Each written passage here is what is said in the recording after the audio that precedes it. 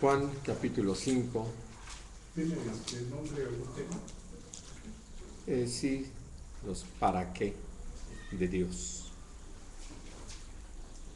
Y aprovecho para presentarles a nuestro hermano Guillermo Chávez. Solo lo digo. Nos conocemos hace algunos años, como desde el 74. Dios nos permitió conocernos, él estuvo conmigo como discípulo allí en Sarón. Nos permitió el Señor volver a encontrarnos y ahora está asistiendo a la congregación. Muy bien, y además tiene todo el deseo de servir a Dios. Amén. Ya dijo que sí y ahora no hay vuelta atrás. Bien. De las cosas que nosotros necesitamos entender, hablando de lo que ha pasado con la iglesia, es que hemos llegado a estar en una condición como este hombre a la orilla del estanque de Bethesda, es decir, arrastrando ya una condición de mucho tiempo, una enfermedad. Y una de las cosas muy importantes que Dios nos hace saber aquí es cuál fue la razón de que este hombre estuviera postrado en esa condición de enfermedad por tanto tiempo. Y algo que también podemos entender es que cuando Dios tiene un trato con nosotros, lo hace con todo el propósito de que nosotros podamos reconocer aquello en lo que nosotros no estamos caminando conforme a su voluntad. Quiero que piensen en esto. ¿Cuánta gente conocen ustedes que estando en una condición física mala, aún usando los términos ahora de con las capacidades diferentes, por un accidente, por una enfermedad o inclusive hasta por un defecto congénito, pues ya vamos, en un momento uno diría qué bueno que lo aceptaron y que se aceptan así.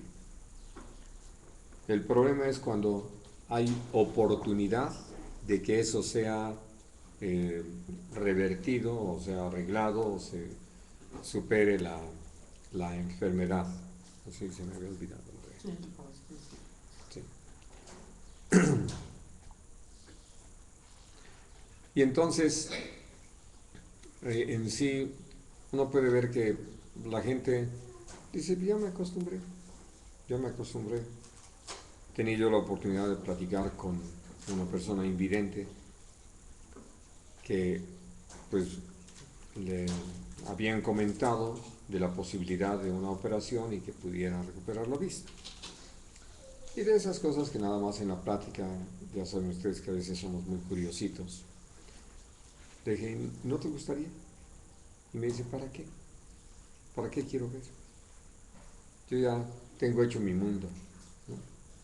Voy y vengo y ya sé cómo está todo en mi casa y todo esto.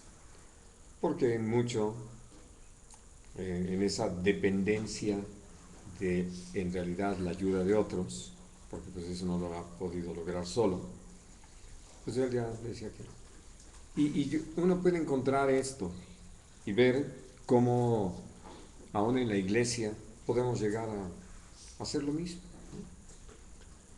Uno puede ver congregaciones que no crecen, ¿no? Ni numérica ni espiritualmente. Es decir, que ahí están.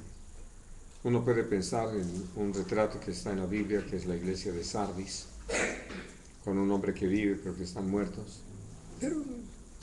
Pero aquí estamos, ¿no? Es decir, ya tenemos tanto tiempo y nos hemos quedado aquí sin mayor problema. No, pues no, como están muertos no le causan problema al mundo, ni al diablo, ni nada, ¿no? Pero Dios ha tratado con nosotros y nos ha llevado a situaciones así para que nosotros realmente busquemos su rostro, para que nos dispongamos a atender a qué obedece, qué hay atrás. Y puedo decir que siempre vamos a encontrar que hay pecado, un pecado que se dejó, se toleró y que fue propiciando precisamente que la condición de la iglesia llegara a ser así como la de este hombre. Y que buscando algún remedio de parte de Dios, porque esto de el movimiento del agua en el estanque de Bethesda no era una obra de hombres, pero que debido a su misma condición no era la solución, porque él todo lo que quería era sanar, ¿no? Por eso ustedes ven que cuando nuestro Señor Jesucristo llega y habla con él, le pregunta si quiere ser sanado, ¿no? Y casi es una pregunta que uno podría decir, es obvio, es decir, ¿para qué hacer esa pregunta? Está de más, si él ha estado aquí es porque espera ser sanado, sí. Pero algo que Dios nos ha enseñado es que atravesando ya sean necesidades, problemas financieros, enfermedades, tribulaciones por diferentes tipos de problemas, nosotros todo lo que queremos es simplemente que la necesidad se supla, que la enfermedad se sane, que la tribulación se acabe y punto. Y nos olvidamos del propósito de Dios, de aquello que Dios está buscando hacer con cada uno de nosotros en aquellas cosas que nos llevan a vivir y a experimentar. Dios está trabajando en nosotros para perfeccionar su obra, porque nos quiere santos como Él es santo. Y entonces por eso nos lleva a situaciones así, donde nosotros podamos, por la gracia de Dios, mirar cómo Dios está tratando con cada uno de nosotros para que reconozcamos ese pecado al que hemos dado lugar. Quiere que dejemos atrás esa condición en la que nos encontramos y que vivamos una vida de plenitud, pero se vuelve sumamente indispensable el hacer este reconocimiento. Por eso, al hablar acerca de lo que pasa con este hombre que es sanado por nuestro Señor Jesucristo, uno podría decir, como tantas otras historias, de tantos más que fueron sanados por el Señor y que no sabemos más de ellos en la palabra. No hay ninguna otra mención sobre qué pasó con ellos después, a dónde fueron, qué hicieron. No sabemos. Pero de este hombre sí. Resulta que cuando él es sanado, era día de reposo. Y él, conforme a la palabra que nuestro Señor Jesucristo le dio, llevaba cargando su lecho, iba de regreso a su casa.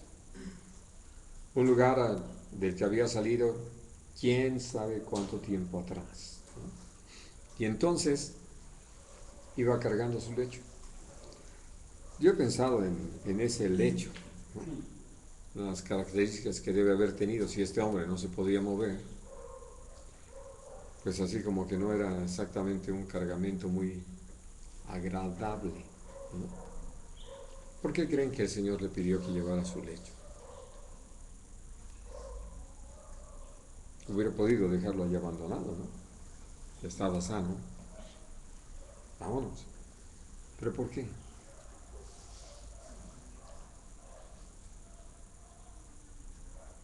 Ya se les están acabando los 30 segundos, ya saben. Es algo que lo había llevado a él, ahora lo podía llevar, ¿no? Señal de que era otra persona ya. A mí se me ocurre que a lo mejor también para probar el corazón del mismo fariseo, ¿no? Que al ser día de reposo, estar cargando su lecho, no le era lícito a cualquiera hacerlo. Sí, él ya estaba involucrado con la obra del Señor. Pero hay algo más que tiene que ver con él, como tiene que ver con nosotros. Él iba cargando algo que el solo cargarlo se convirtió en un recordatorio de esa condición en la que él se había encontrado, ¿no? Porque por eso les decía, el Señor le hubiera podido decir, ¿no? Sé sano, levántate, vete. Pero no, toma tu lecho y vete a tu casa. Porque él necesitaba, ahora sí que, llevar consigo aquello que le recordara todo ese trato de Dios. Por eso dice el libro de Proverbios que las heridas son medicina contra la maldad. Y vaya que lo necesitamos. Ustedes se dan cuenta, lo vivimos en nuestras congregaciones, ¿no?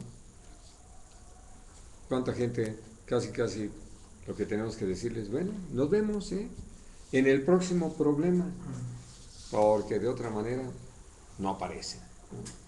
Ya pasó la enfermedad, ya pasó la tribulación, ya se suplió la necesidad y ya están felices y pues ya para qué van, ¿no?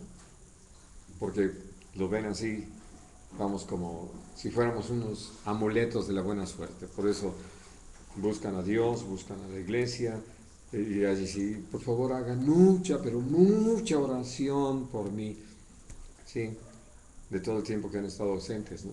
A ver si pueden de una vez con la oración de todos juntar lo que consideran suficientes puntos para ser escuchados en lo alto. Cuando en todo hay un propósito de parte de Dios. Por eso dice la palabra de Dios, como nuestro Señor Jesucristo lo encuentra después de que lo habían interceptado ya los fariseos y le habían preguntado y él pudo contestar, pues el mismo que me sanó me dijo que cargara mi lecho, ¿no? Y que entonces aquellos ya es trabajo, ¿no? Porque como habían estudiado física, ustedes saben cuál es la fórmula del trabajo, ¿no?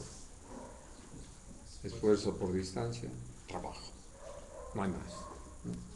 Y entonces, hablando de que ni siquiera les importaba, ¿te sanó? ¿No? ¿Cómo estuvo el asunto? No, es sábado, o sea, hoy tan es de descanso que ni siquiera queríamos oír tu historia.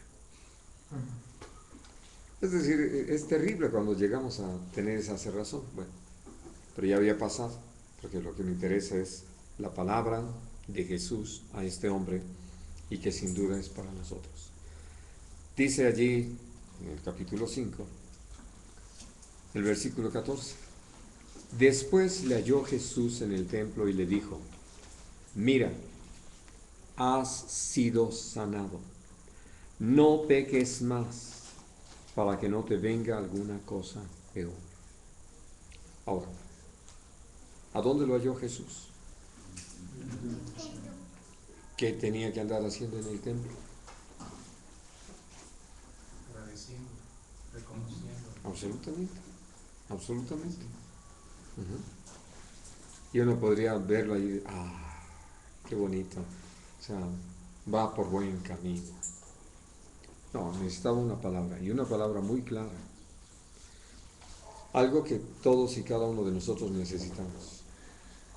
Para decir que ha sido sanado. O sea, la condición en la que te encontramos no hay más. Pero, vete y no peques más. ¿Para que este es el para que no te sobrevenga algo peor, ¿no? Y este es el punto. Nosotros hemos abusado de la buena voluntad de Dios, de la misericordia, de la paciencia de Dios para con nosotros. Porque creo que actuamos igual. Dios nos da una sacudidita, empezamos a buscar al Señor, pero ya como con el dolor, ¿no? Ya nos tomamos las 3 primeras pastillas, ya no nos duele tanto, pues ya no observamos tanto el asunto, ¿no? Es decir, ya vamos viendo que aquello quedó atrás y se nos empieza a olvidar la lección. Por eso necesitamos una palabra tan directa y clara de parte del Señor a nosotros, de que vete y no peques más. ¿Para qué? Esta es la advertencia. No te sobrevenga algo peor.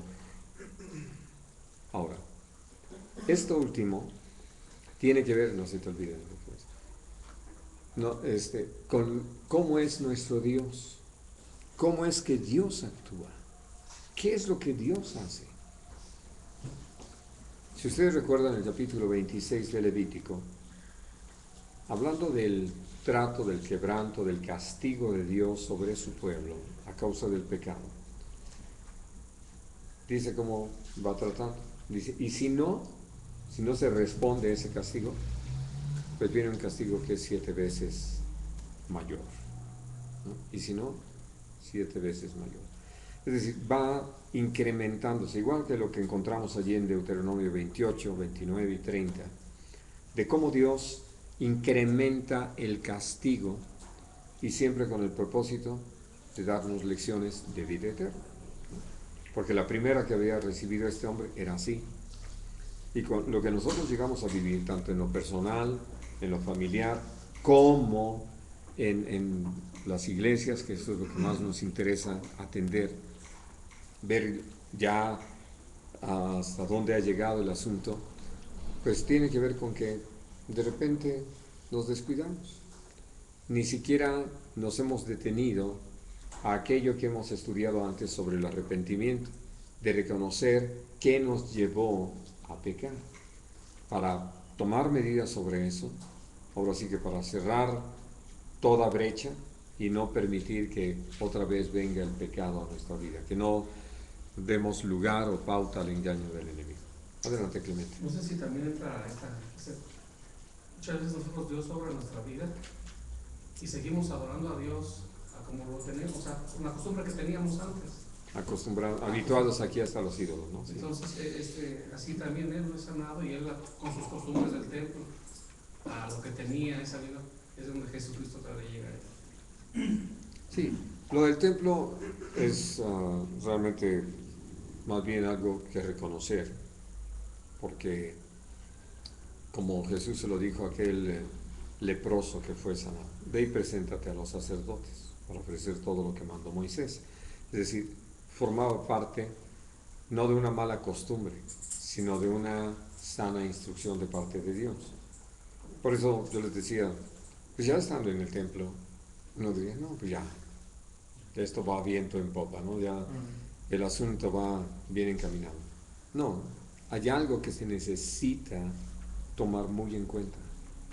Por eso les decía, necesita uno recapacitar sobre qué es lo que me llevó a estar en esa condición. O sea, ¿cómo es posible? Piensen ustedes en todo esto del mensaje, lo he repetido varias ocasiones porque creo que es tan medular, sobre todo al principio de Apocalipsis. El mensaje de nuestro Señor Jesucristo a las iglesias, a 5 de ellas principalmente, es mencionarles en qué estaban pecando, qué es lo que habían descuidado, qué habían dejado de atender, a qué estaban dando lugar, ¿no? A qué se habían prestado. Y entonces, por eso, cuando uno ve este llamado de parte del Señor, tiene que ver con eso, tiene que ver con el hecho de que se nos ha hecho tan fácil, ahora sí que sentir, pues ya salí del atolladero y ya me siento libre. Algo que ha sido muy interesante mirar, y se los doy como un dato para los que no lo hayan escuchado. Estados Unidos se convirtió en el principal promotor del crédito. Alguna vez les he comentado esto que voy a recordar. Un hermano nuestro, un pastor de Los Ángeles, de origen puertorriqueño, mantenía nexos con los hermanos allá en Puerto Rico y con el tiempo recibió una invitación para ir a compartir allá. Ya un hermano que por la edad seguramente, a menos que me sorprenda, ya está con el Señor, ya era un hermano de casi la cuarta edad, ¿no? Y entonces él fue. Cuando lo reciben en el aeropuerto, el pastor que lo había invitado lo lleva a su carro, pues él ve que trae un carro del año, y empiezan a circular por lugares que él tenía muchos años de no haber ido a Puerto Rico, donde sorprende los freeways y los puentes, los túneles, y ve edificios ya enormes, ¿no? Y entonces le dice, ay, ¿y a qué se debe todo esto? Y el pastor de Puerto Rico le dice, a eso, ¿a qué se debe? Debemos el carro, debemos la casa, ¿verdad? Debemos la construcción del edificio, la colegiatura de los hijos, o sea, debemos todo. Yo no sé si ustedes saben que Puerto Rico está sumido en una crisis espantosa, se acaba de declarar en bancarrota, pero fue por eso. O sea, ellos aceptaron este modelo norteamericano del crédito. Bueno, pero Estados Unidos mismo, o sea, el gobierno, tiene una deuda de 211 trillones de dólares. Si quieren poner ceros, empiecen a ponerlos, yo les digo cuándo se paran, ¿no? Estamos hablando de eso. Pero hay una cosa más interesante. Un estudio que han hecho los economistas es que la riqueza en el mundo, en general, hablando de todas las cosas que ustedes puedan mencionar aquí, está calculada en 200 trillones de dólares. ¿Recuerdan la otra cantidad?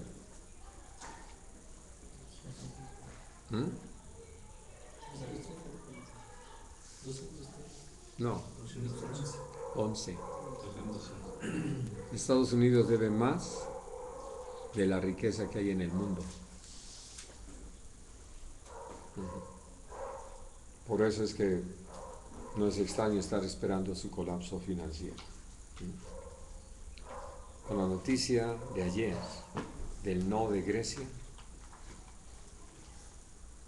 las cosas se ponen listas para todo lo que Dios nos ha venido anunciando, ¿no?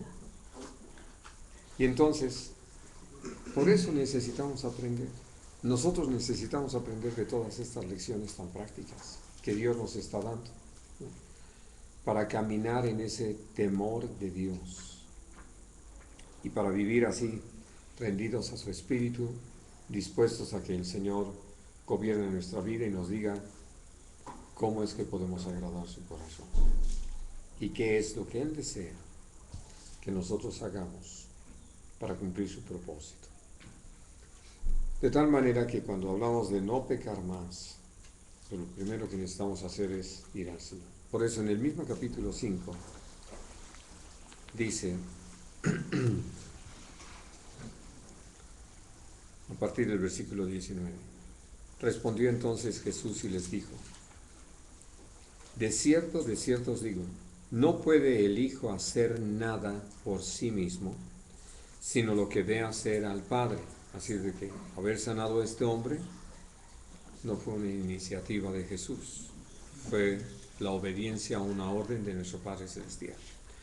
Porque todo lo que el Padre hace, también lo hace el Hijo igualmente. Porque el Padre ama al Hijo y le muestra todas las cosas que Él hace. Y mayores obras que éstas le mostrará, de modo que vosotros os maravilléis. Porque como el Padre levanta a los muertos y les da vida, así también el Hijo a los que quiere da vida. Porque el Padre a nadie juzga, sino que todo el juicio dio al Hijo, para que todos honren al Hijo como honran al Padre. El que no honra al Hijo, no honra al Padre que le envió. Entonces, esa es una de las cosas que son de esas lecciones tan importantes para nosotros como hijos de Dios. ¿A qué me refiero? Cuando los pastores llegaron allí a donde estaban José y María en el establo, ¿qué vieron? ¿Qué vieron?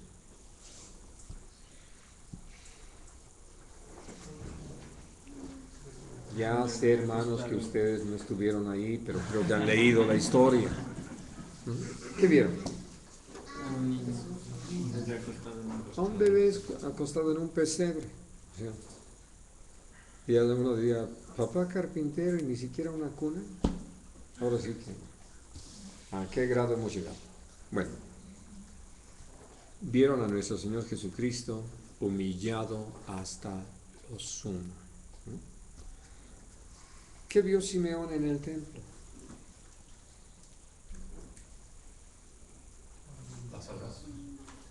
A un bebé. Y estoy poniéndoles esto porque esto es lo que necesitamos ver nosotros. Bien. Ana misma, cuando profetiza allí en el templo, pues lo que estaba viendo es lo mismo que acababa de ver Simeón, ¿no? Ya no tan chiquito como lo vieron los pastores. ¿Qué vieron los magos? A un niño de 2 años, aproximadamente. En otras palabras, hablando de nuestra lógica, uno diría, como llegó a ver esa expresión sobre Saúl, y Saúl no era ningún chiquitito,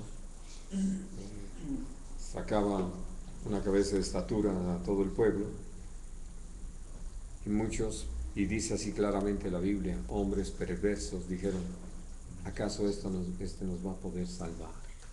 ¿No? Porque en la lógica humana dicen, no, como que necesitábamos mucho más que esto. Por eso, como lo dice aquí, ¿por qué nuestro Padre Celestial, hablando de nuestro Señor Jesucristo, que se despojó a sí mismo de su divinidad y tomó forma de hombre y estando en la condición de hombre, se hizo siervo, ¿no? Y que por eso vivió en esa limitación que uno podría decir humanamente, porque nosotros hablando de un ministerio, ¿no? Como nos encanta llamar a nuestro trabajo, ¿qué es lo que normalmente empezamos a hacer para que ese ministerio crezca?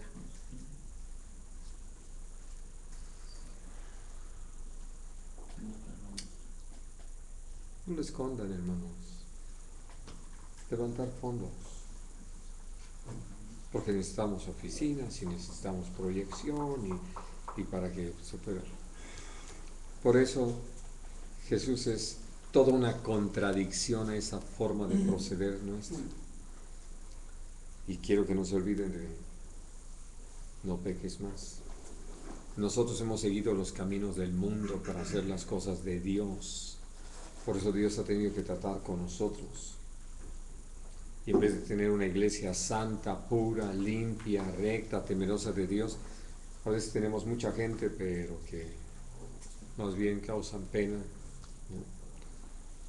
Y entonces, por eso, cuando el Señor habla de cómo es que en su plan perfecto, nuestro Señor Jesucristo vino como hombre, pero dentro de la condición de hombre, ni siquiera era una apariencia que impresionaba, como lo describe claramente la palabra, sino que además de todo, pues humanamente decíamos, pobre, ¿no?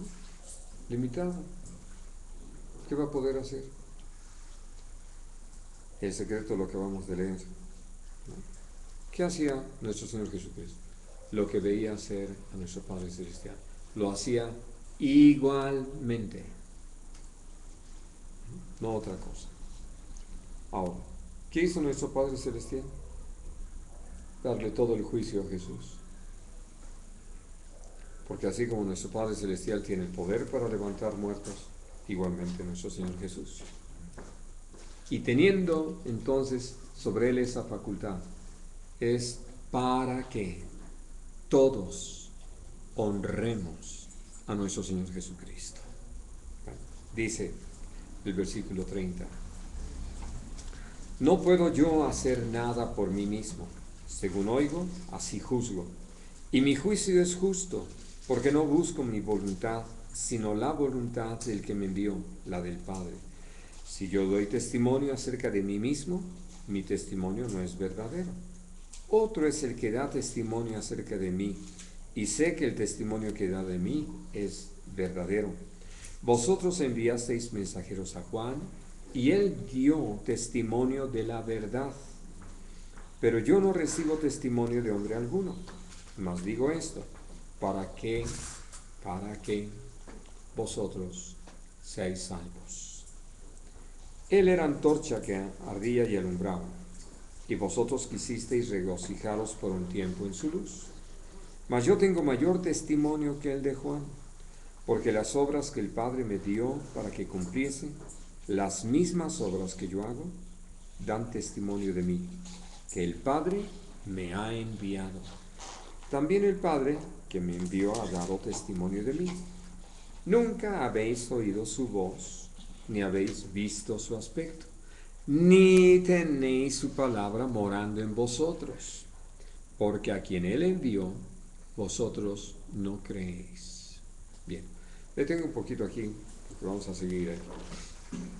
Pero miren, hablando acerca de toda la obra de nuestro Señor Jesucristo, como Él lo insistió, si no me creen a mí, crean a las obras que yo hago. Por eso Él podía decir que su testimonio era mayor que el de Juan el Bautista. Y nunca estuvo descalificando el testimonio de Juan el Bautista, sino que Él dijo, como Juan dio testimonio de la verdad. Que llegado el momento, como lo dice en el capítulo 1, Juan pudo decir, he aquí el Cordero de Dios que quita el pecado del mundo. Bueno, ahora, aquí el punto interesante entonces es que cuando Jesús se refiere a esto, es que tiene un propósito, ¿no?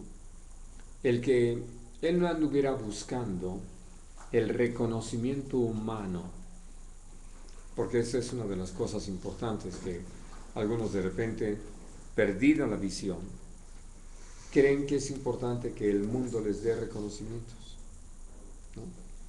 A lo mejor hasta los proponen para el Premio Nobel de la Paz. Olviden, no buscamos eso, porque estamos haciendo la voluntad de Dios.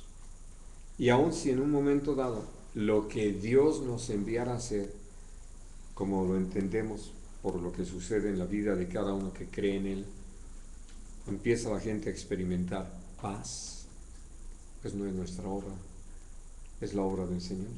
Por eso es que testimonio de hombres no recibo, ¿no? Dijo Jesús. Nosotros estamos entendidos de cómo Dios, en ese plan perfecto que tiene, pues nos lleva a mirar el testimonio que nuestro Padre Celestial ha dado y sigue dando sobre nuestro Señor Jesucristo, ¿no?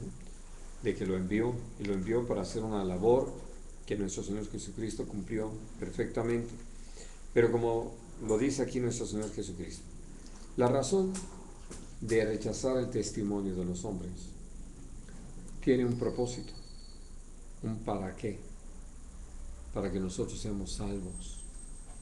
Porque en el momento en que empiece a aceptarse el testimonio de los hombres, como lo podemos ver en el siguiente capítulo, que vino la multitud para tratar de hacer rey a Jesús, por todo lo que habían visto y que les parecía que era un buen candidato, esa visión de los hombres no sirve, no cumple el propósito de Dios, no va con respecto a lo que es la verdadera razón por la que nuestro Señor Jesucristo vino como hombre. Nosotros hemos hablado de eso, lo creemos, es decir, solo lo estoy repitiendo en razón de cómo sí hay toda una intención de a veces perder de vista a Jesús. Por eso, yo no sé si ustedes recuerdan que algún día les decía, nosotros no idolatramos a Jesús, sino lo adoramos como Dios que es, ¿no? Porque lo conocemos. Es decir, no hemos creado fantasías alrededor de Él, que mucho del testimonio de los hombres va en ese sentido, ¿no? Que nosotros le ponemos de más, o sea, sacamos de contexto las cosas y por eso se pervierte la verdad. No, gracias a Dios hemos aprendido a que en esa revelación que el Espíritu Santo nos da, hemos reconocido a Jesucristo como quien es Él y lo que hace. Y por eso podemos decir, admiramos la decisión que Él tomó de dejar su trono de gloria, de venir como hombre, habiéndose despojado de su deidad, y estar entre nosotros como uno de nosotros, participando de carne y sangre como nosotros. Todo eso, cuando uno lo considera en razón aún de las cosas que Dios nos llega a pedir a nosotros, que dejemos nuestra comodidad, nuestros lugares, nuestra familia, para servirle, entonces podemos entender por qué el Señor nos ha llamado a hacer cosas así. Jesús lo hizo en grado superlativo. Es decir, no hay comparación de lo que nosotros llegamos a dejar, de lo que llegamos a desposeernos para servirle, con lo que nuestro Señor Jesucristo hizo para que fuese posible que nosotros participásemos de una obra tan absoluta. Y entonces por eso dice, para que nosotros seamos salvos.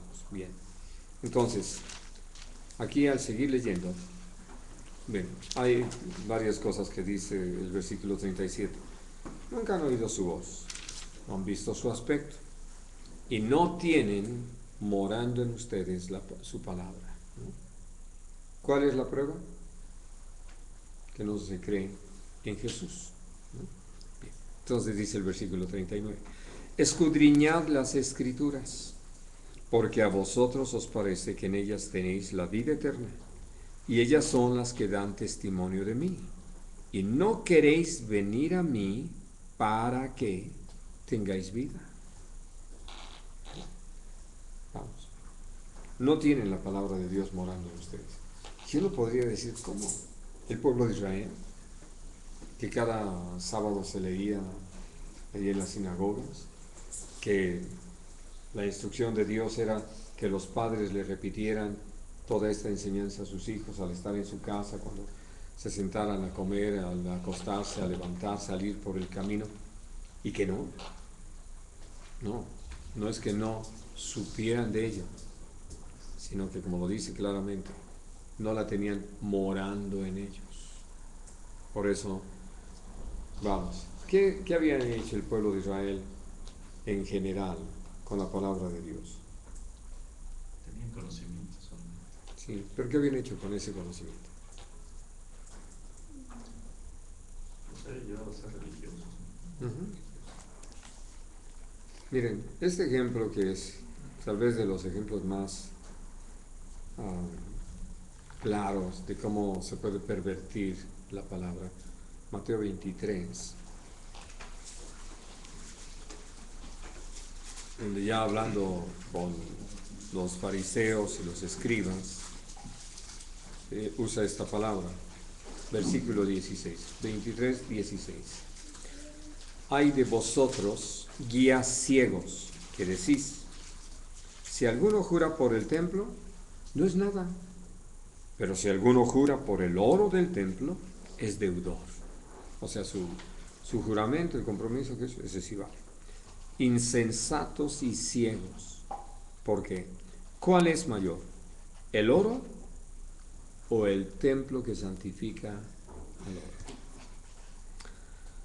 También decís, si alguno jura por el altar, no es nada, pero si alguno jura por la ofrenda que está sobre él, es deudor.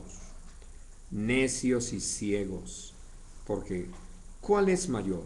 ¿La ofrenda o el altar que santifica la ofrenda? Pues el que jura por el altar, jura por él y por todo lo que está sobre él. Y el que jura por el templo, jura por él y por el que lo habita. Y el que jura por el cielo, jura por el trono de Dios y por aquel que está sentado en él. Bueno, ahora, este asunto es así de interesante. ¿Cómo es que nosotros podemos llegar a perder a tal grado la visión, como lo hizo el pueblo de Israel? Que por eso les decía, ¿qué hicieron con todo este conocimiento? Lo pervirtieron, ¿no? Y a un grado tan absurdo, por eso el Señor los llamó así, insensatos, ciegos, necios, porque ellos decían, si alguien jura por el templo, que era un lugar, porque ahorita no hay como tal, no son nada. Ese templo que Dios ordenó que se construyera, que dio los planos para que se construyera como punto de reunión del hombre con Dios.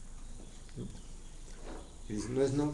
Pero, si juran por el oro del templo, casi ni se notaba hacia dónde iba su corazón codicioso, ¿no? Entonces, ese sí vale. Pero pues ese oro no tendría el valor que tiene si no fuera porque está en el templo que santifica al oro. porque ya era una ofrenda dedicada, apartada para el Señor. Pero a ese grado se puede llegar, es decir, que se puede perder. Por eso el Señor dijo, sí, tal vez me la pueden recitar al revés y al derecho, pero no está morando en ustedes, por eso no creen en mí, ¿no? Y entonces, como lo estamos considerando, el Señor dice esto: escudriñen, ya no solamente lean, se la aprendan de memoria, escudriñen las Escrituras. ¿A dónde quería llevarlos el Señor? A lo mismo que estaba hablando antes. Ellas son las que dan testimonio de mí. Ese testimonio que nuestro Padre Celestial fue preparando todo el tiempo para hablar acerca de nuestro Señor Jesús. Y que nosotros hemos llegado a compartir en algunos momentos, hablando de todos esos pasajes que estaban anunciando la venida de nuestro Señor Jesucristo, su sufrimiento, su muerte en la cruz, la actitud que se tuvo para con Él, etc., ¿no? Todo esto que, sobre todo hablando de los salmos mesiánicos, hemos llegado a usar para hablar acerca de lo que nuestro Señor Jesucristo vivió al estar aquí como hombre. Bueno, pero el punto entonces es que a través de todo esto que nuestro Padre Celestial estuvo inspirando a todos los profetas, que como lo dice Pedro, hablaron siendo inspirados por el Espíritu Santo, esa palabra da testimonio de nuestro Señor Jesucristo. Pero lo más tremendo es esto. Miren, por eso les decía, es tan revelador esto del oro y el templo, ¿no? Y el altar y la ofrenda. Al poner los ojos en lo material, nosotros podemos ver hoy en día que muchos de nuestros hermanos, y tenemos que decirlo con la tristeza por todo lo que esto significa, han leído la Biblia, pero se han dedicado a buscar los versículos que los apoyen para hablar acerca de la doctrina de la prosperidad. Y eso se lo saben, pero muy bien, los dominan, los repiten con toda claridad y velocidad. Porque no han atendido a todo. ¿De qué se trata todo el mensaje en la Biblia? Jesús lo dijo, de dar testimonio de Él, de hablar de Él. ¿Cómo describe el libro de los profetas, Miqueas, a nuestro Señor Jesucristo en su entrada a Jerusalén? ¿Recuerdan?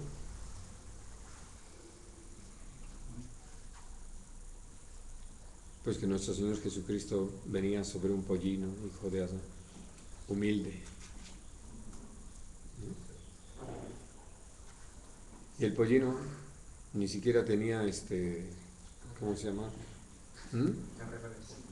No. La factura de que fuera suyo era prestado. Es decir, son cosas tan contrarias a lo que hoy se busca, como sucedió en aquel entonces. ¿Y a qué me estoy refiriendo? Ustedes saben, está tanto en el Evangelio de Mateo como lo encontramos más ampliamente, más señalado en Marcos 7, a donde habían llegado los sacerdotes, los fariseos, los escribas, a enseñarle a la gente a que comprometiera sus bienes como un corbán, es decir, como una ofrenda comprometida para Dios, ¿no? Que por eso, aun si sus padres llegaban a tener necesidades, les decían, pues lo siento, con lo que hubiera podido ayudarte ya está comprometido. Es más, ya está el aguinaldo. ¿El de este año? No, el año 20, hasta el del año 20 está comprometido, ¿no? Es decir, a eso lo estamos viendo, lo estamos viviendo. Por eso, volviendo un poquito al principio, de los pecados que nosotros hemos cometido es poner nuestra confianza en tener dinero y no al Señor. La obra siempre se ha realizado cuando es una obra que permanece en el poder del Espíritu Santo, bajo la dirección del mismo, hombres y mujeres que Dios ha usado en ese poder de su Espíritu y que muchos de ellos, los primeros que empezaron a propagar el Evangelio fuera de Jerusalén, ¿recuerdan en qué condiciones iban? Así es. Y entonces, como lo describe el capítulo 10 de Hebreos, habían sufrido la pérdida de sus bienes con gozo. Así de que, hasta eso, ¿no? ¿Y qué pasó? Uno ve allí en Hechos de los Apóstoles, ya para el capítulo 9, ya leemos de iglesias que andaban por toda Judea, ya por eso Pedro pudo ir a visitarlas y ver cómo Dios había usado la vida de los hermanos para que empezaran congregaciones, y que la visita de Pedro trajo de parte del Señor otros eventos para que la iglesia creciera, que tuvieron que ver con la sanidad de Eneas, con la resurrección de Tabita, y después naturalmente viene la historia de Cornelio. Pero lo que nosotros necesitamos ver es esto, que al perder de vista al Señor, hemos puesto nuestra confianza más en lo que nosotros pudiéramos llegar a hacer que en lo que Dios hace. Y entonces eso mismo hasta nos detiene para no alcanzar las metas que el Señor tiene para nosotros. Volviendo a mirar a la Escritura y teniendo presente la palabra de Jesús, pues nos vamos a dar cuenta de cómo ahí vienen todos esos testimonios acerca de nuestro Señor Jesucristo y del poder con que Él actúa. Y entonces, por eso dice allí, ¿no? Y ustedes o no queréis venir a mí, versículo 40, para que tengan vida. ¿No? Ese es el problema.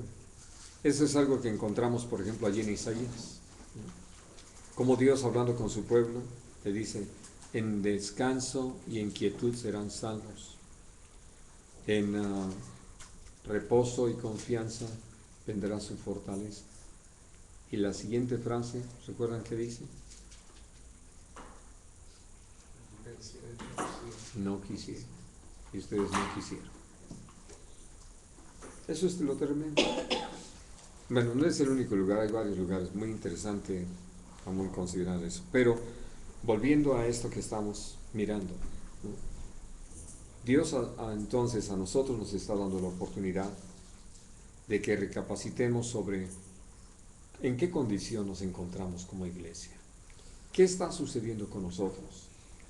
¿Hasta dónde como iglesia no estamos caminando como pudiéramos hacerlo? A causa de el pecado en que hemos incurrido, que nos ha frenado, que nos ha detenido, que nos ha estorbado para caminar en la voluntad de Dios, y que el Señor en su misericordia nos da la oportunidad de arrepentirnos, de ser librados de todo eso y de poder caminar. Y que no solamente es cuestión, insisto, de poder agradecerle a Dios, sin duda es un punto fundamental, punto de partida, pero no el único, es punto de partida. De ahí en adelante, no pecar más, no volver a recurrir a esas cosas, no tratar de apoyarnos en lo que podemos hacer en las fuerzas como hombres, sino solo, única y absolutamente en el poder del Espíritu Santo. Porque eso es lo que nos va a permitir que nosotros alcancemos la meta de Dios, pero también nos libra de que sobrevenga algo peor.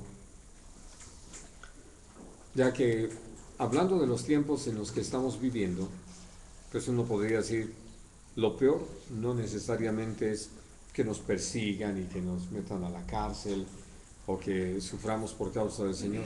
No, eso realmente no es lo peor. Lo peor es que pequemos contra Dios y Él nos deseche.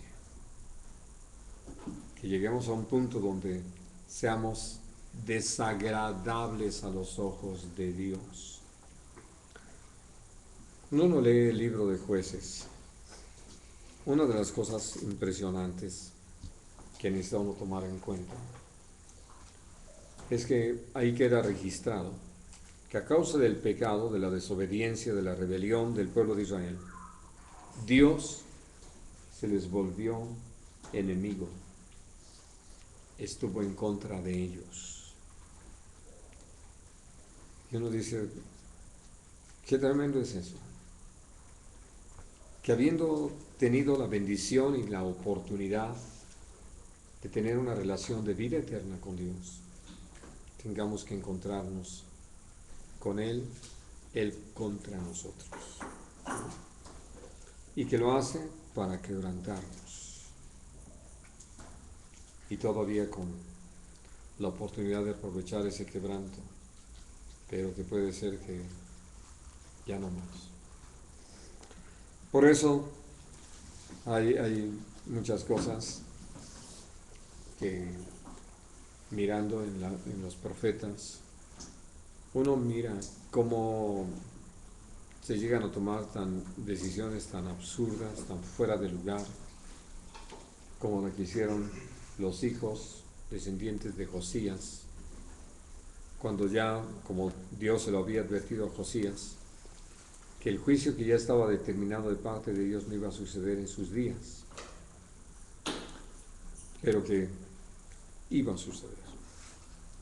Y nosotros podemos ver que prácticamente una vez que ya su hijo toma el trono, pues viene el faraón egipcio y se lo lleva cautivo.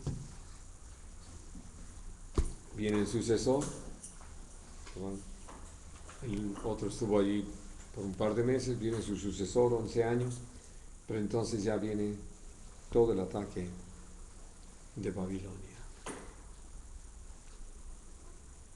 Y bueno, por eso uno dice,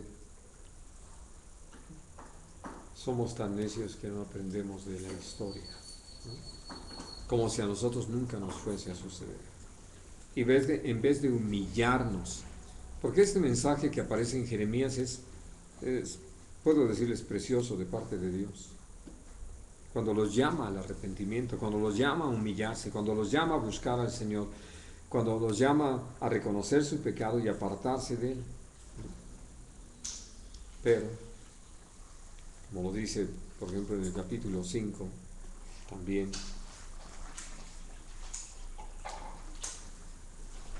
hablando de algo que ha sido, creo yo, parte del mensaje que hemos llegado a compartir.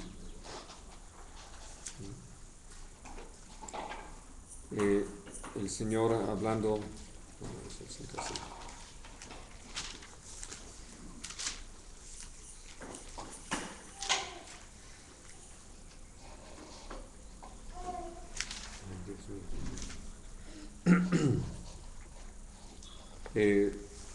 déjenme leer esto.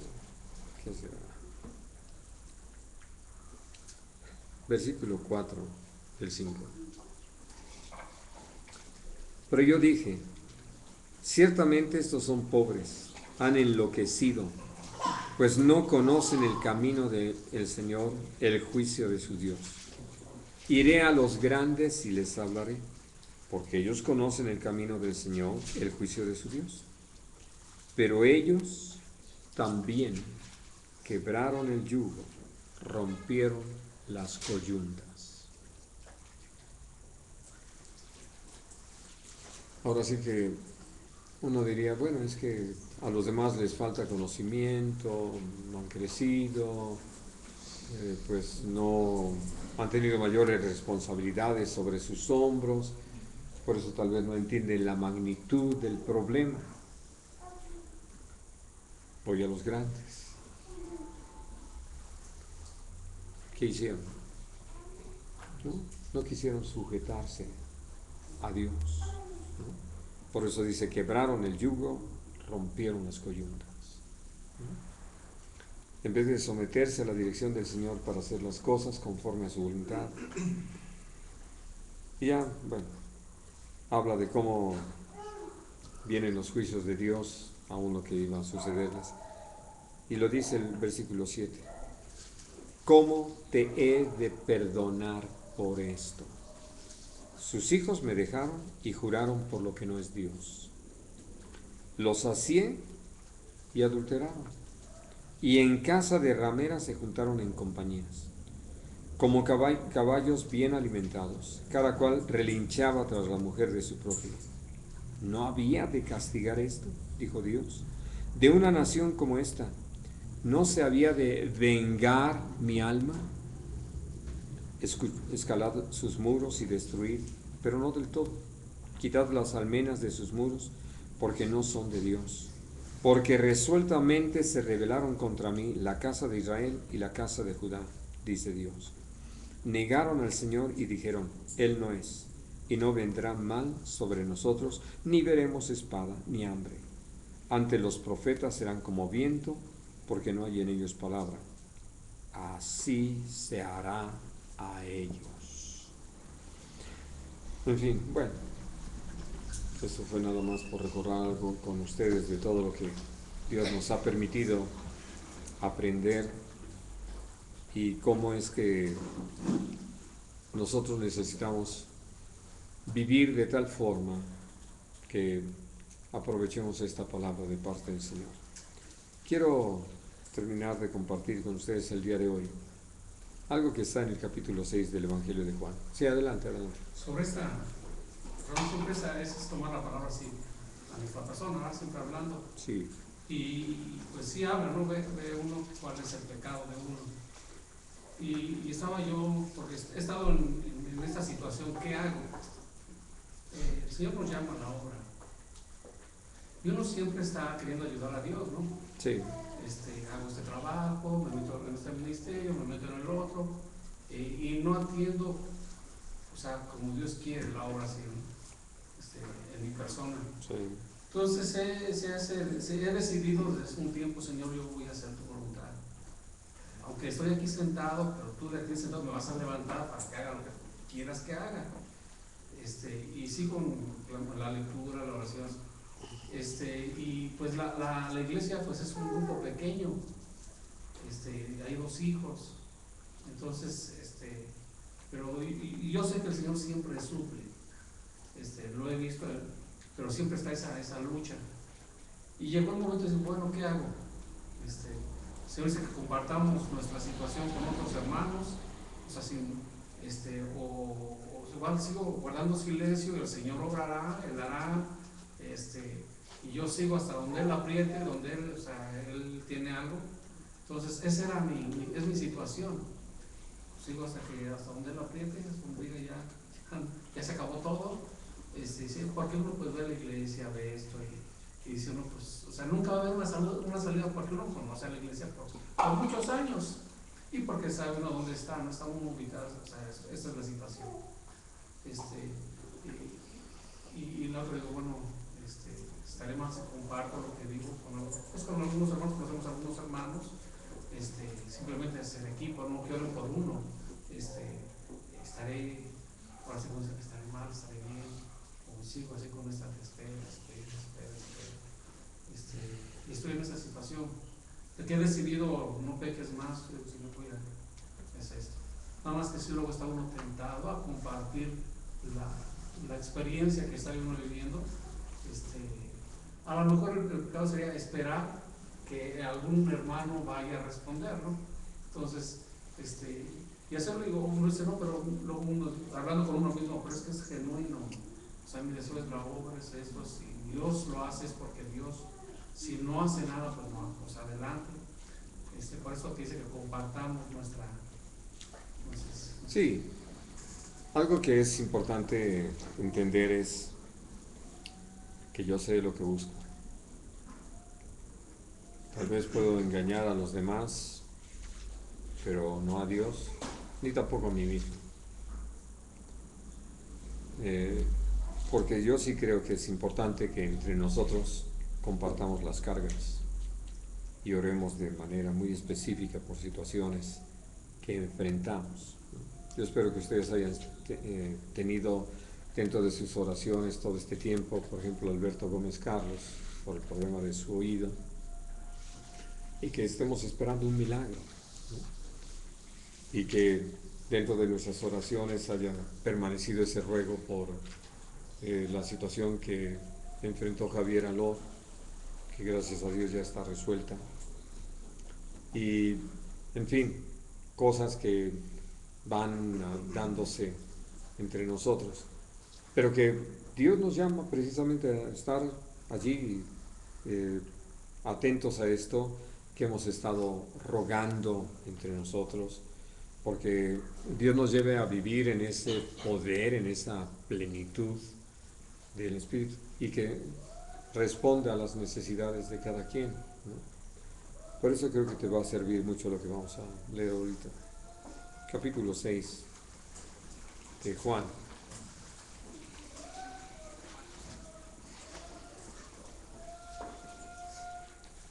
Dice a partir del versículo 1.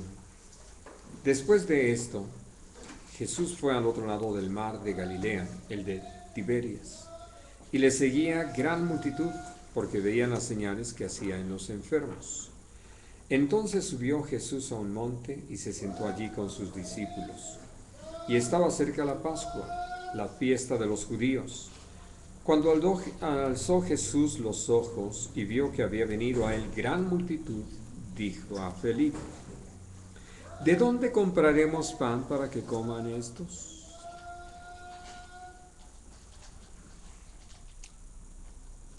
Entonces, ¿él para qué?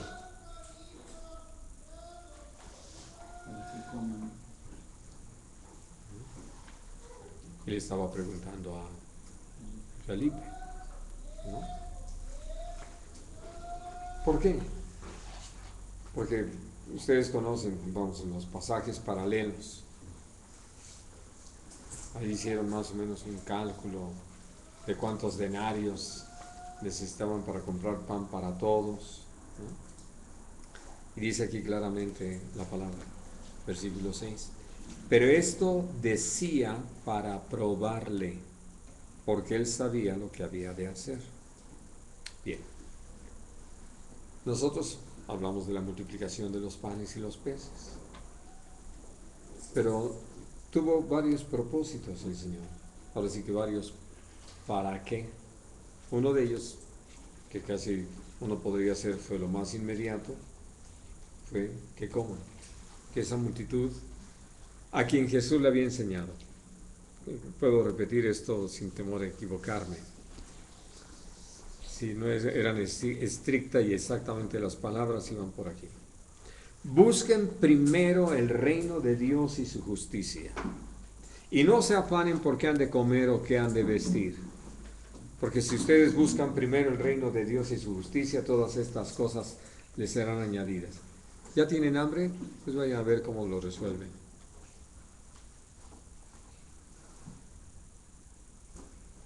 Eso era un antimensaje.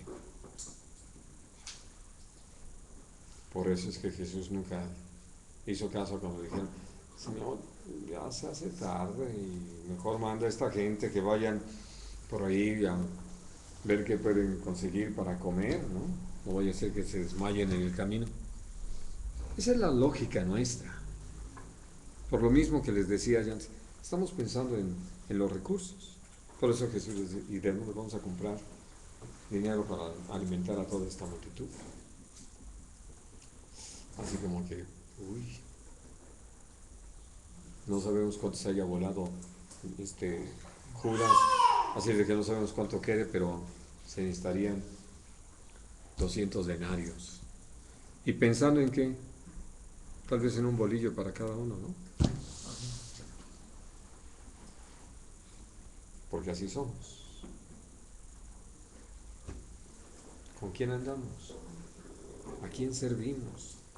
¿Quién es nuestro Dios? ¿Qué es lo que Él hace?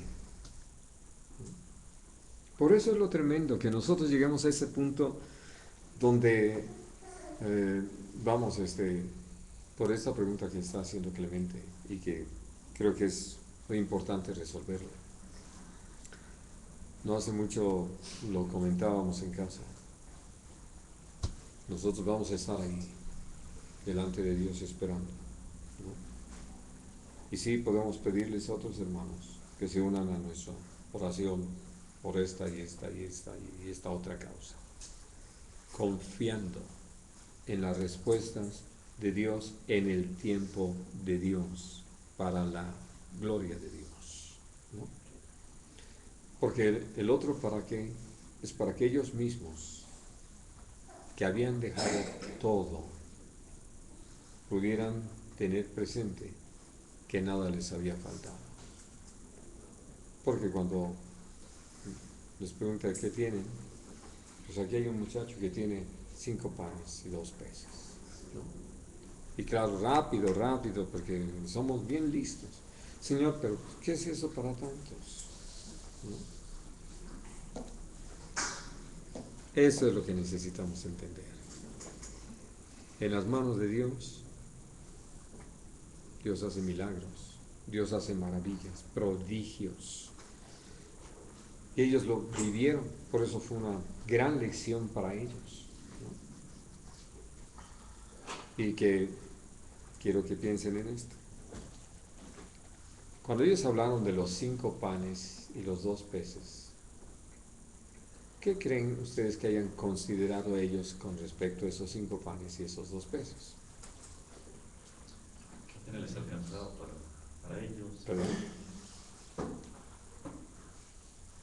Pero el Señor lo quería repartir entre la gente. Y les digo esto porque tengo pero no suelto, ¿no? Porque pues yo también tengo hambre. En vez de ver que Dios nos ha llamado a morir a nosotros mismos. Y a ver que Dios nos use y que nunca nos va a dejar avergonzados, nunca desamparados. Y sé que sí, Dios nos lleva, como el apóstol Pablo lo testifica, a que tengamos tiempos de hambre, de escasez, porque nos está enseñando que eso no nos determina, que no por eso dejamos de predicar su palabra, que no por eso vamos a apartarnos de la labor que nos ha encomendado, y que entonces Dios nos lleva a él. Porque los tiempos que vienen son más duros en su demanda que lo que hemos vivido, mucho más. Y si no estamos ejercitados en esa dependencia de Dios, pues ya estamos listos para que nos sellen, ¿no? Con tal de comer. Y yo quiero decirles, Dios sigue haciendo milagros. Cuando dice la palabra que nadie va a poder comprar o vender, no habla de que su pueblo se va a morir de hambre. ¿Cómo va a intervenir el Señor? No sé qué milagro vaya a hacer ahora, pero lo va a hacer, ¿no?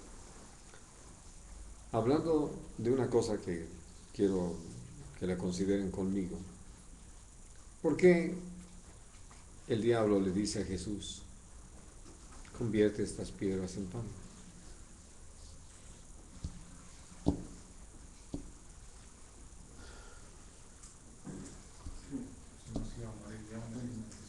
Porque podía hacerlo, no podía hacerlo. Podría hacerlo. Que no se nos olvide, hasta el diablo lo sabe. Ese es el asunto. Y entonces por eso, ¿qué pasó? Jesús da gracias después de que mandó recostar a toda la multitud en grupos de 50 y de 100, y que, como les dicho, ¿de dónde sacó las canastas? Y nunca nos dicen, no nos sacan de la duda, pero bueno, tuvieron para que cada uno de ellos, los 12, pudieran vivir el milagro. Empezaron a ver a Jesús partir el pan y llenar una canasta, seguir partiendo el pan y llenar otra canasta, partir el pan y llenar otra canasta, así se me olvida de ir el pescado. Y empezar a repartir a la gente.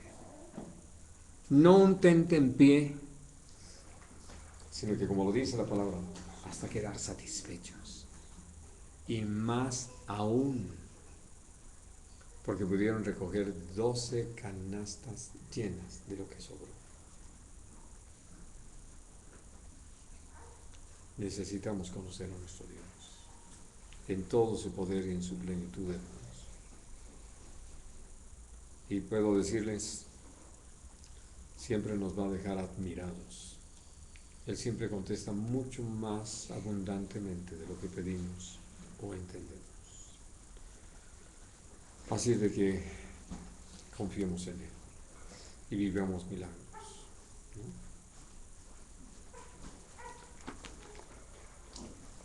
¿no? Contesta eso tu inquietud. Y vamos a unirnos, hermano. Dios nos llama a gozarnos con los que se gozan y a llorar con los que lloran, a no ser indiferentes a lo que pasa entre nosotros. Hemos estado compartiendo en ese aspecto con la congregación la importancia de orar por nuestros hermanos que están siendo perseguidos.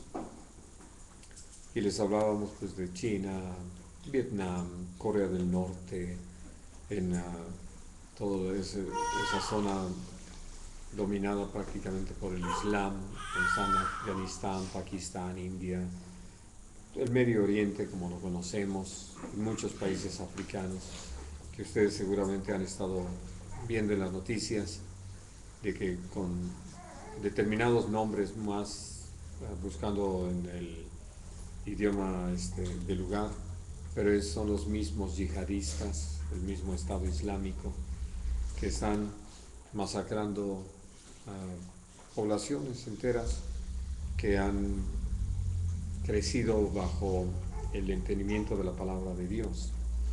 Y entonces Dios nos ha llamado a eso, pero algo que ha sido importante añadir, porque de repente uno piensa en eso, pero en los Estados Unidos ya empieza a haber una serie de acciones en contra de pastores que están predicando la verdad, por todos los cambios en la ley.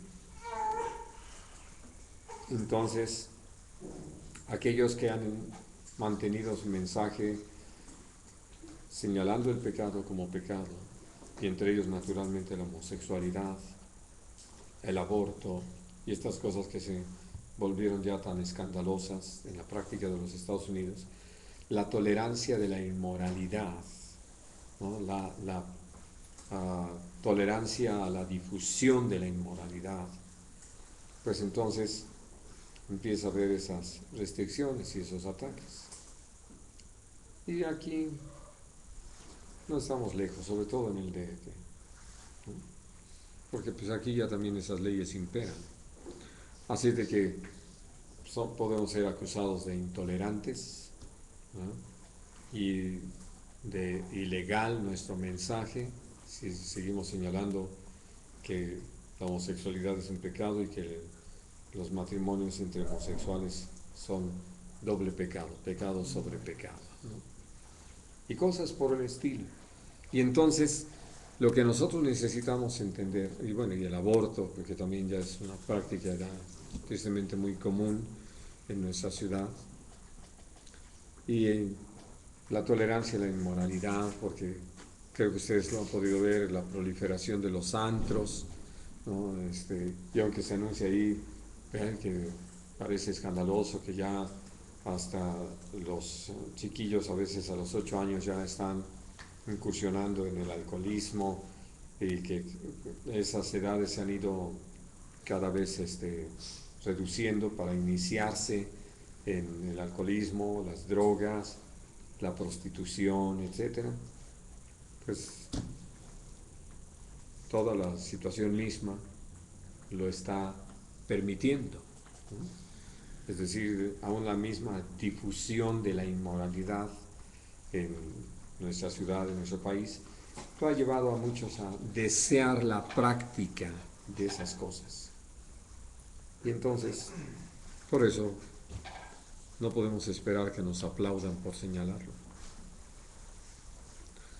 pero que se necesitan hombres y mujeres valientes que nos paremos para defender la verdad con el escudo de la fe, ¿no? Y que no estemos buscando el aplauso ni la recompensa, sino servir a nuestro Dios y mantener el compromiso con la verdad. Así de que entonces necesitamos abundar en la oración. Hay muchas cosas por las cuales estar orando y clamando a Dios con todo nuestro ser. Muy bien, hermanos. ¿Alguna otra cosa que quieran añadir a lo que hemos hablado hoy? ¿Comentar?